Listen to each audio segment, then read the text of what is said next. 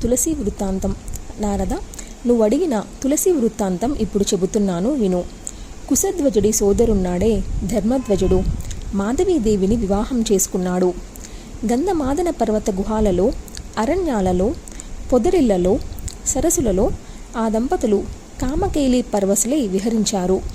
రేయింబవళ్ళు తేడా లేకుండా 100 దివ్య సంవత్సరాలు శృంగారలోతులు చూశారు. అప్పటికి రాజుగారికి తెలివి వచ్చింది. రాజ్యము, పాలనం స్పృహలోకి వచ్చాయి. శృంగార క్రీడ చాలించి రాజధానికి వచ్చాడు. మాధవీదేవికి మాత్రం తనివి తీరలేదు. అయినా రాక తప్పింది కాదు. గర్భిణి అయింది. నెలలు నిండాయి. కార్తీక పూర్ణమి శుక్రవారం నాడు శుభముహూర్తాన ఆడపిల్లను ప్రసవించింది. సాక్షాత్తు లక్ష్మీదేవి అవతరించింది. ఆ కన్ను, ముక్కు, తీరు, ఆ వర్చస్సు, ఆ సౌందర్యము, ఎర్రని చేతులు, కాళ్ళు, బంగారు శరీరకాంతి సుందరీమణుల్లోకెల్లా సుందరీమణిలాగా ఉంది. ఆ బాలికను చూసిన వారంతా ఆశ్చర్యపోతున్నారు, ముగ్ధులవుతున్నారు. ఈమెకు సాటి ఇంకెవరూ లేరంటే లేరు అని నిశ్చయించుకుంటున్నారు. అలా ఆ బిడ్డకు సాటి లేనిది కనుక తులసి అనే పేరు స్థిరపడింది. అందరూ అలాగే పిలవనారంభించారు. తులసి కూడా వేదవతిలాగే సత్యోయవ్వనివతి అయి తపస్సు కోసమని బద్రికావనానికి వెళ్ళింది. 1,00,000 దివ్య సంవత్సరాలు తపస్సు చేసింది. నారాయణుడే తనకు భర్త కావాలి అనే దృఢ సంకల్పంతో తీవ్ర తపస్సు సాగించింది. గ్రీష్మంలో పంచాగ్ని మధ్యంలో నిలిచి, శీతర్వులో తడిబట్టలు ధరించి, వర్ష ఋతువులో ఆరుబయట వానలో కూర్చొని రేయింబవళ్ళు తపస్సు చేసింది. నీళ్లు, పళ్ళు తప్ప మరింక ఏ ఆహారమూ లేదు. ఒక 30,000 ఏళ్ళు కేవలం ఆకులు తిని, మరో 40,000 సంవత్సరాలు కేవలం వాయుభక్షణతోనూ, మరొక 10,000 వసంతాలు నిరాహారంగానూ ఘోర తపస్సు చేసింది. శరీరాన్ని పూర్తిగా నిర్లక్ష్యం చేసి ఒంటి కాళ్ళ మీద, బొటన వేలి మీద నిలబడి నిష్టగా తపస్సు చేస్తుంటే ఒకనాడు హఠాత్తుగా బ్రహ్మదేవుడు ప్రత్యక్షమయ్యాడు. తులసీదేవి సవినీయంగా ఆ హంసవాహనుడికి నమస్కరించింది. తులసి, నీ తపస్సుకు మెచ్చాను, వరం ఇస్తాను. నీ ఇష్టం ఏదైనా కోరుకో. హరిభక్తి కావాలా, హరిదాస్యం కావాలా, అజరామరత్వం కావాలా, ఏది కావాలంటే అది ఇస్తాను, అడుగు అన్నాడు చతుర్ముఖుడు. తాత, నా మనసులో ఉన్న మాట చెబుతున్నాను విను. నువ్వు సర్వజ్ఞుడివి. నీ ముందు దాపరికమేమిటి, సిగ్గేమిటి? నేను తులసిని. ఒకప్పుడు గోలోకవాసిని, గోపికను. గోవిందుడితో శృంగార క్రీడలో నేను పరవశించి ఉండగా రాసేశ్వరి రాధికాదేవి వచ్చి చూసింది. కోపావేశంతో గోవిందుణ్ణి బెదిరించింది. తనతో లాక్కుపోయింది. పోతూ నన్ను శపించింది. భూలోకంలో మానవకాంతిగా పుట్టమంది. అప్పుడు గోవిందుడు నన్ను ఓదార్చాడు. నా అంశావతారమైన చతుర్భుజ నారాయణుణ్ణి భర్తగా పొందుతావు. బ్రహ్మదేవుడు వరణిస్తాడు. భారత భూభాగాన తపస్సు చేయి అన్నాడు. అంతర్ధానం చెందాడు. నేను రాధాదేవికి భయపడి తనువు చాలించాను. భూలోకాన మానవకాంతగా జన్మించాను. హే సృష్టికర్త, శాంతసుందర విగ్రహుడైన శ్రీమన్నారాయణుడు నాకు భర్తగా లభించాలి. అదే నేను నిన్ను కోరుతున్న వరం. దయచేసి అనుగ్రహించు. తులసీదేవి, తప్పకుండా నీ కోరిక నెరవేరుతుంది. శ్రీకృష్ణాంగ సమద్భువుడైన గోపికుడు సుధాముడు గోలోకంలో ఉండేవాడు. గుర్తుందా? అతడిప్పుడు రాధికా శాపం వల్ల భూలోకంలో ధనువంశంలో జన్మించాడు. మహా తేజస్వి, కృష్ణుడి అంశతో ఆవిర్భించిన సుందరుడు. శంఖచూడు అనే పేరుతో ముల్లోకాలను విఖ్యాతి గడించాడు. గోలోకంలో ఉన్నప్పుడు ఇతడు నిన్ను చూసి కామపరవశుడవుతుండేవాడు. రాధికాదేవికి భయపడి అప్పట్లో ఏ సాహసము చేయలేకపోయాడు. ప్రస్తుతం అతడు భూలోకాన జాతిస్మరుడు. నువ్వు అలాగే జాతిస్మరవే. నిన్ను చూడగానే తప్పకుండా గుర్తుపడతాడు కనుక వెళ్ళు. ఇప్పటికీ అతన్ని భర్తగా స్వీకరించు. తరువాత సాక్షాత్తు నారాయణుడినే వరిద్దువుగాని. గోపిక, మరొక విశేషం. నారాయణుడి శాపం వల్ల, దైవయోగం వల్ల నువ్వు ఒక పవిత్రమైన వృక్ష రూపాన్ని పొందుతావు. విశ్వపావనివి అవుతావు.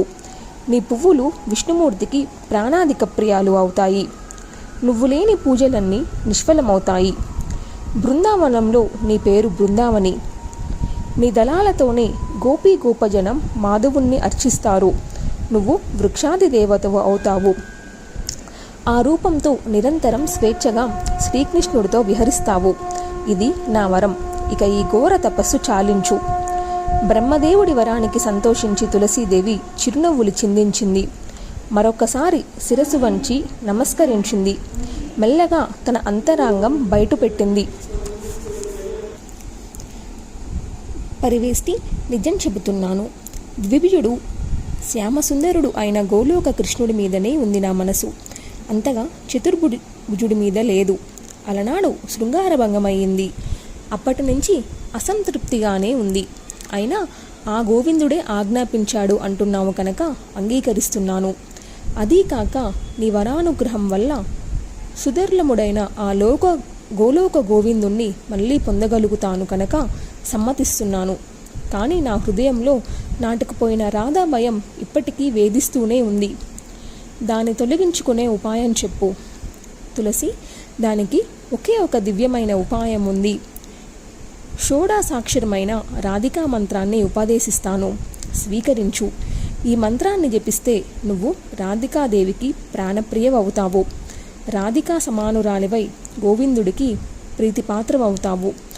మీ ఇద్దరి రహస్య శృంగారాన్ని రాధిక తెలుసుకోలేదు అని చెప్పి మంత్రాన్ని ఉపదేశించి స్తోత్రము, కవచము, పూజా విధానము వివరించి అంతర్ధానం చెందాడు.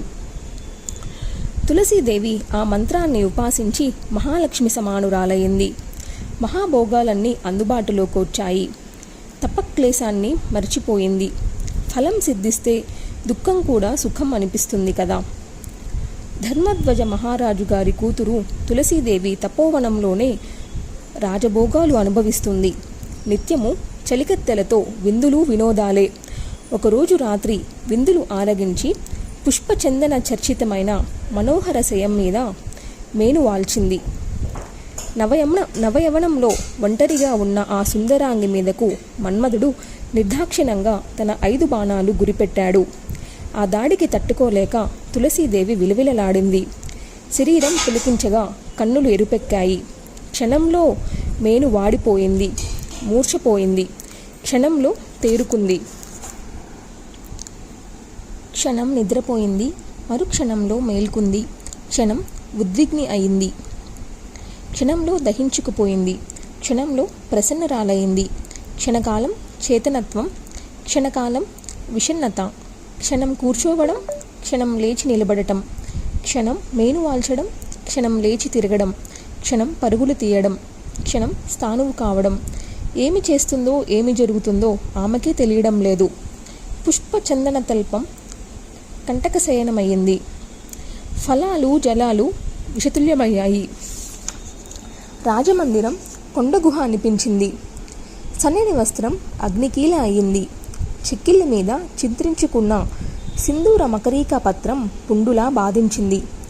ఒక సుందరాంగుడు, రసికేశ్వరుడు, యువకుడు, చందన చర్చితుడు, రత్నభూషణాభూషితుడు, మాలికా సమలంకృతుడు ఎదురు వస్తున్నట్టు, తన ముఖపద్మాన్ని కన్నులతో ఆస్వాదిస్తున్నట్టు, చెవిలో రహస్యంగా మధురంగా రతి కథాలాపాలు చేస్తున్నట్టు, తల్పం పైన తనను కౌగులించుకొని అలరిస్తున్నట్టు, అంతలోనే లేచి వెళ్ళిపోతున్నట్టు, నిలునిలు ప్రాణేశ ఎక్కడికి ఈ పయనమంటూ తాను వెంటపడుతున్నట్టు, అతడు వెనుదిరిగి మళ్ళీ తన దగ్గరికి వస్తున్నట్టు, భ్రాంతిలోనే అయినా ఏవేవో మధురానుభావాలు కలుగుతున్నాయి.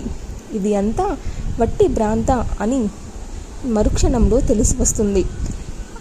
ఆ తెలివిడి రాగానే ఆపుకోలేని దుఃఖంతో విలపిస్తుంది. ఇలా నవ్వయమ్మనం ఏడిపిస్తుంటే తులసీదేవికి ఆ రాత్రి గడవడం కష్టమైంది. అలాగే విలపిస్తూ కూర్చుంది.